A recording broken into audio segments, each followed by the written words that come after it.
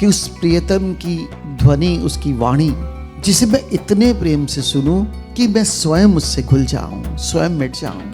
अध्यात्म की यात्रा पर हम कुछ कर नहीं सकते, बस हो जाता है। लेकिन होना कब होगा? जब हमारा मिटना होगा। जो परमात्मा के द्वार में प्रवेश करवा दे वो परमात्मा से कम नहीं। ओशो पत्र संदेश।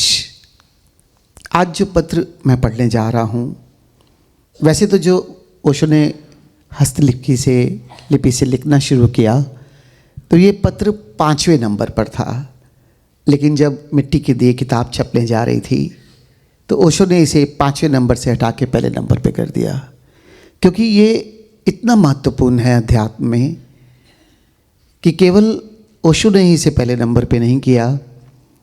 एक ओंकार सतनाम में गुरु नानक देव जी ने जपजी वाणी में सबसे पहले इसे रखा। नारद अथातो भक्ति जिज्ञासा जब कह रहे थे तो उन्होंने शुरू किया ओम इति अथातो भक्ति जिज्ञासा, और ओम को पहले नंबर पे रखा। और अपने प्रवचनों में ओशो ने 1000 से ऊपर ओंकार की, ओम की महिमा का बखान किया है। बात सिर्फ इतनी है कि साधक बार बार क्यों चूक जाता है, जबकि इतनी बात होती है ओम की, ओंकार की, और इतना सरल है, सूक्ष्म होते हुए भी इसको पकड़ा जा सकता है, इसको जाना जा सकता है, इसको अनुभव किया जा सकता है और इसके अनुभव में जिया जा सकता है। ऐसे तो परमात्मा की सूक्ष्मतम अभिव्यक्तियां इतनी हैं, प्रकाश है, आनंद है, ऊर्जा है, अमृत है, प्रेम है, लेकिन ये सूक्ष्म होते हुए भी फिर भी आसानी से समझा जा सकता है, और ना इसके लिए आंख बंद करने की ज़रूरत है। आंख बंद करो, आंख खोलो, कुछ भी करते हुए इसे अनुभव किया जा सकता है और सरलता से अनुभव किया जा सकता है। फिर भी साधक बार बार इससे चूक जाता है। एक बार एक मित्र ने मुझसे पूछा, कहते अहंकार इतना कठिन क्यों है छोड़ना? मैंने एक ही बात कही, अहंकार कठिन नहीं है छोड़ना, सरलता में अपने आप को मिटाना। तो उस तरफ से पकड़ते क्यों हो? तुम मिटने की बात क्यों नहीं करते? और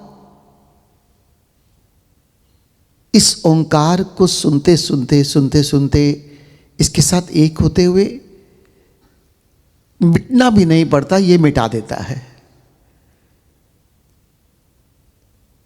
इतने मित्र मुझे मिलते हैं जो ओंकार को सुनते भी हैं, लेकिन इस तरह से सुनते हैं, इतनी तटस्थ भाव से कि मिटोगे कैसे?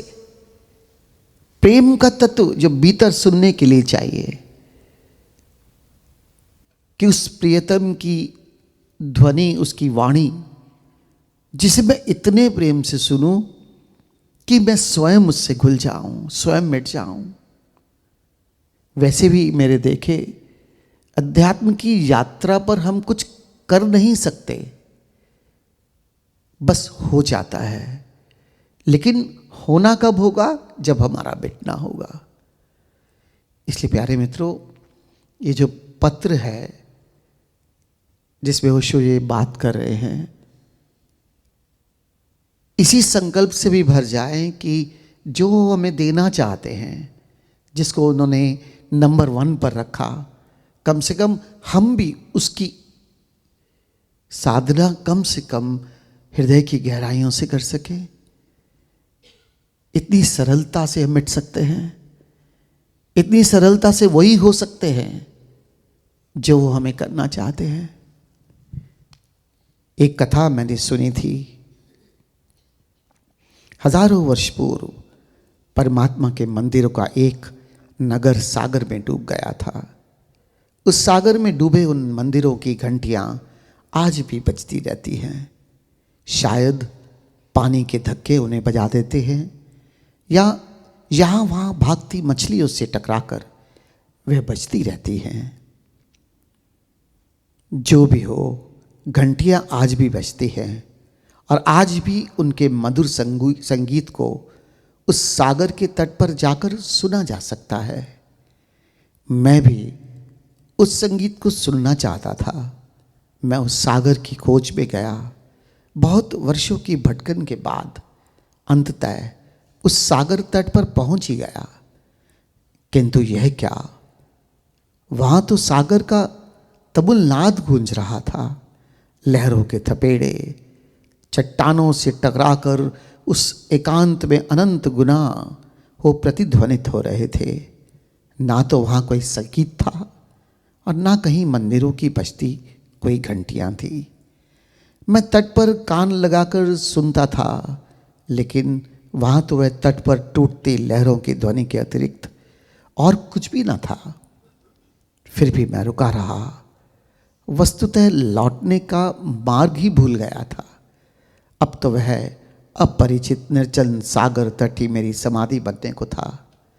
फिर धीरे धीरे सागर में डूबे मंदिरों की घंटियां सुनने का ख्याल भी मुझे भूल गया। मैं उस सागर के किनारे ही बस गया। फिर एक रात्रि अचानक मैंने पाया कि डूबे मंदिरों की घंटियां बज रही हैं और उनका मधुर संगीत मेरे प्राणों को आंदोलित कर रहा है। मैं उस संगीत को सुनकर जाग गया और तब से सो नहीं सका। अब तो भीतर कोई निरंतर ही जागा हुआ है। निद्रा सदा को ही चली गई है और जीवन आलोक से भर गया है, क्योंकि जहाँ निद्रा नहीं है वहाँ अंधकार नहीं है और मैं आनंद में हूँ। नहीं नहीं, मैं आनंद ही हो गया हूँ, क्योंकि जहाँ परमात्मा के मंदिर का संगीत है वहाँ दुख कहाँ। क्या तुम भी उस सागर के किनारे चलना चाहते हो? क्या तुम्हें भी परमात्मा के डूबे मंदिर का संगीत सुनना है? तो चलो, स्वयं के भीतर चलो।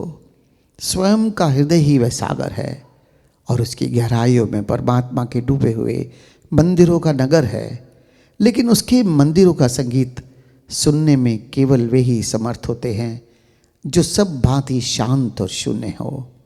विचार और वासना का कोलाहल जहाँ ना हो, वहाँ उसका संगीत कैसे सुन पड़ेगा?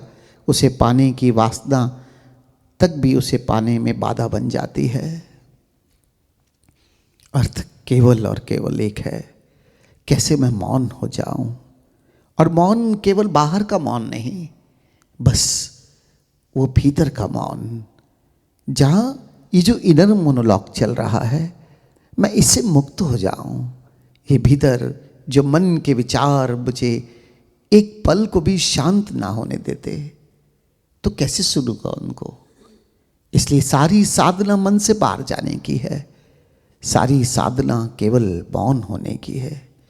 और जैसे ही मौन होते हो, वैसे ही इन मंदिरों की घंटियां बजने लगती हैं। और इन मंदिरों की घंटियों में केवल घंटियों का वह नाद नहीं, बल्कि मेरी आत्मा का संगीत, वो परमात्मा का संगीत मुझे सुनने लगता है। एक ओंकार सतनाम के 13वें प्रवचन में ओशो कहते हैं बस उस वाणी को सुनते सुनते मैं उस संगीत में ऐसे खो सकता हूँ और इसे सुनते सुनते परमात्मा के द्वार में प्रवेश कर जाता हूँ। जो परमात्मा के द्वार में प्रवेश करवा दे वो परमात्मा से कम नहीं।